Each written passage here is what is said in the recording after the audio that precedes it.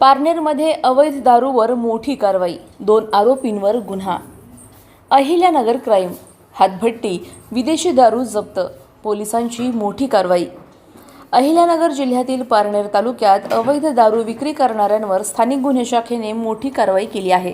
पोलिसांनी शिरापूर व सावरगाव परिसरात छापे टाकून गावठी हातभट्टी व विदेशी दारू जप्त केली। या कारवाईत 2 आरोपींविरुद्ध गुन्हे दाखल करण्यात आले असून एकूण 65,170 रुपयांचा मुद्देमाल जप्त करण्यात आला आहे। यामध्ये मोठ्या प्रमाणात तयार दारू, कच्चे रसायन आणि विदेशी दारूचा समावेश आहे। पोलीस अधीक्षक मुमक्का सुदर्शन यांच्या मार्गदर्शनाखाली ही कारवाई करण्यात आली असून जिल्ह्यातील अवैध धंद्यांवर पोलिसांचा धडाकेबाज ॲक्शन सुरू असल्याचं दिसत आहे। प्रतिनिधी जाकीर शेख, अहिल्यानगर। अधिक माहितीसाठी स्टार इंडिया 1 न्यूज पाहत रहा। चॅनलला सबस्क्राइब करा आणि अशाच अपडेट्ससाठी बेल आयकॉन दाबा।